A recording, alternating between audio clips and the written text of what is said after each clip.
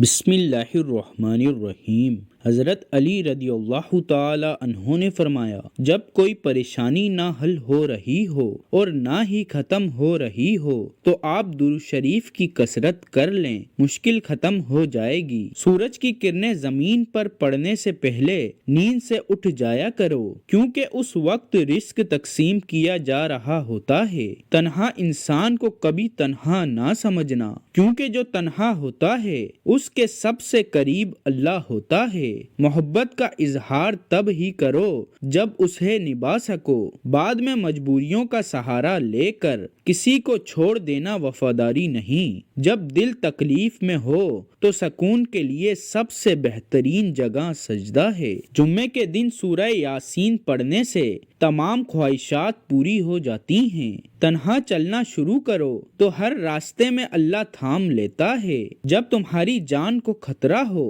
تو صدقہ دے کر جان بچاؤ، اور جب تمہارے دین کو خطرہ ہو تو جان دے کر دین بچاؤ۔ جو ذات رات کو درختوں پر بیٹھے پرندوں کو نیند میں گرنے نہیں دیتی، وہ ذات انسان کو کیسے بے یار و مددگار چھوڑ سکتی ہے۔ کبھی کسی کو دکھ مت دو، کیونکہ معافی مانگ لینے پر بھی دل میں درد باقی رہتا ہے، جس طرح دیوار میں سے کیل نکلنے پر سراغ باقی رہتا ہے۔ تم اچھا کرو اور زمانہ تمہیں برا سمجھے، یہ تمہارے حق میں بہتر ہے، بجائے اس کے کہ تم برا کرو اور زمانہ تمہیں اچھا سمجھے۔ اگر چاہتے ہو کہ تمہاری دعا قبول ہو جائے تو دعا مانگنے سے پہلے درود شریف پڑھا کریں۔ ان دعاؤں پر اللہ تعالی قبولیت کے دروازے کھول دیتا ہے، وہ کبھی رد نہیں ہوتی۔ دنیا والے زیادتی کریں تو مسکراتے ہوئے معاف کر دیا کرو۔ یوسف کو بھائیوں نے کنویں میں پھینک دیا تھا،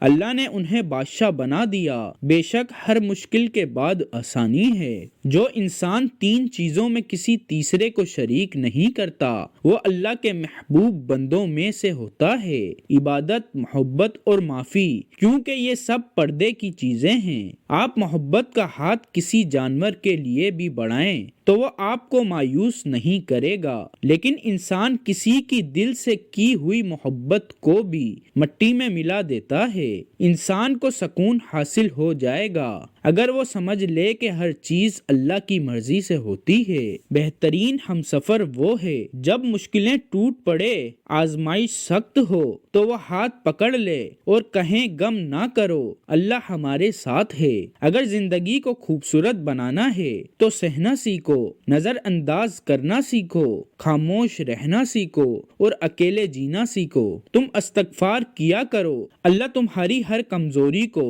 قوت میں بدل دے گا اور ہر مشکل کو آسانی میں۔ بے شک ہر مشکل کے ساتھ آسانی ہے۔ جو شخص سورہ فاتحہ 100 بار پڑھ کر دعا مانگے، اللہ تعالیٰ اس کی دعا قبول فرمائے گا، اس کی ہر جائز مراد پوری ہوگی۔ زندگی کسی کی بھی آسان نہیں ہوتی، مگر جیت صرف رب پر یقین رکھنے والوں کی ہوتی ہے۔ کن پر یقین رکھو، آسانی ضرور آئے گی۔ اللہ کا ذکر کرتے رہا کرو، چاہے گھر میں ہو یا راستے میں، کیونکہ جس چیز کے سامنے تم اللہ کا ذکر کرو گے، چاہے وہ پتھر، پھول، درخت یا کچھ بھی ہو، قیامت کے دن تمہاری گواہی دے گا۔ اگر تمہارا عبادت میں دل نہیں لگ رہا تو جان لو کہ تمہارے منہ سے کوئی ایسی بات نکلی ہے جو نہیں نکلنی چاہیے تھی۔ کسی کی تباہ حالی پر خوش نہ ہو، خبر نہیں کل زمانہ تمہارے ساتھ بھی یہی برتاؤ کرے۔ عقل جیسی کوئی دولت نہیں اور جہالت جیسی کوئی غربت نہیں، ادب و آداب جیسی کوئی میراث نہیں اور مشورے جیسا کوئی مددگار نہیں۔ جو اپنے کسی مومن بھائی کی مشکل کو حل کرے گا،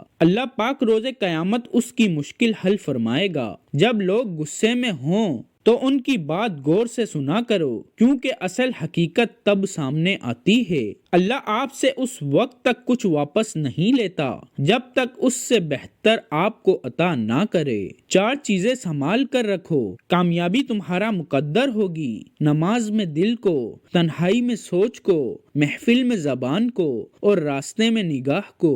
دنیا کی سب سے بہترین، خوبصورت اور حسین نعمتوں میں سے ایک نعمت نماز ہے۔ جو سکون اس میں ہے، ویسا سکون اور کہیں نہیں۔ کسی کے لیے حد سے زیادہ پریشان مت رہو، کیونکہ اگر وہ تمہارے حق میں بہتر ہوگا تو تمہیں ضرور ملے گا۔ اپنے دوست کو نمازی بناؤ یا نمازی کو اپنا دوست بناؤ، اس طرح نہ نماز چھوٹے گی اور نہ دوستی ٹوٹے گی۔ وہ شخص جو تنہائی میں اللہ تعالیٰ کا ذکر کرتے ہوئے اللہ کے خوف سے رو پڑتا ہے، اللہ تعالیٰ اسے قیامت کے دن اپنے عرش کا سایہ عطا کریں گے۔ کسی سے نہ ڈرو، نہ جھکو، نہ مانگو، یہ سب لوگ فقیر ہیں۔ اللہ سے مانگو، وہ غنی بادشاہوں کا بادشاہ ہے۔ جو آدمی نرم مزاج ہوتا ہے اس سے لوگ ضرور محبت کرتے ہیں، اور جس شخص کے اخلاق اچھے ہوں اس کی زندگی نہایت ہی مزے اور آرام سے گزرتی ہے۔ حاجی کی مغفرت ہو جاتی ہے،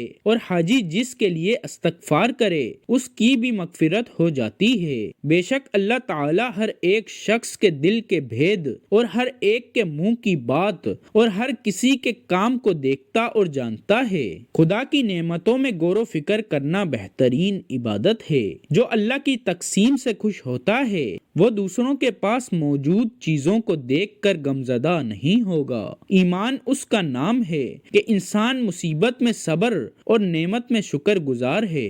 آدمی جب تک اس بات کی پرواہ نہ رکھے کہ وہ بھوک کے غلبے کو کس چیز سے ہٹا لے گا اور کس کپڑے کو استعمال میں لائے گا، تب تک اس کا ایمان کامل اور درست نہیں ہوگا۔ اس سوچ کے ساتھ زندگی میں آگے بڑھو کہ اللہ نے یقیناً بہترین ہی سوچا ہوگا۔ اگر دنیا میں سکون ہوتا تو لوگ اللہ کو بھول جاتے ہیں۔ سکون تو صرف ان لوگوں کے پاس ہے جو اللہ کی رضا کو اپنی رضا سمجھتے ہیں۔ جب سکون کی کمی محسوس کرو تو اللہ کے آگے توبہ کر لو، کیونکہ یہ ہمارے گناہ ہی تو ہیں جو ہمارے دل کو بے چین رکھتے ہیں۔ اکیلے ہونے کی سب سے اچھی بات یہ ہے جب آپ پریشان ہوں، آپ اداس ہوں، آپ کو سننے والا صرف آپ کا اللہ ہوتا ہے، تمہارے رزق میں دوسروں کی ضروریات پوری ہو رہی ہو تو تم بہت خوش نصیب ہو کہ اللہ تمہارے رزق کو پاک کر رہا ہے۔ نماز اور قرآن کے بعد اگر کوئی سکون دینے والی کوئی چیز ہے تو وہ شوہر اور بیوی کی محبت ہے۔ جب بندہ ایک دفعہ درود پاک پڑھتا ہے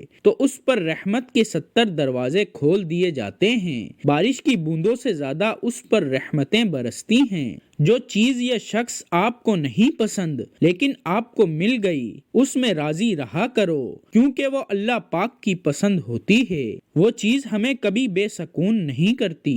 حضور صلی اللہ علیہ وآلہ وسلم نے ارشاد فرمایا کہ جو میری محبت کی وجہ سے اپنے بیٹے کا نام محمد یا احمد رکھے گا تو اللہ باپ اور بیٹے دونوں کو بخشے گا۔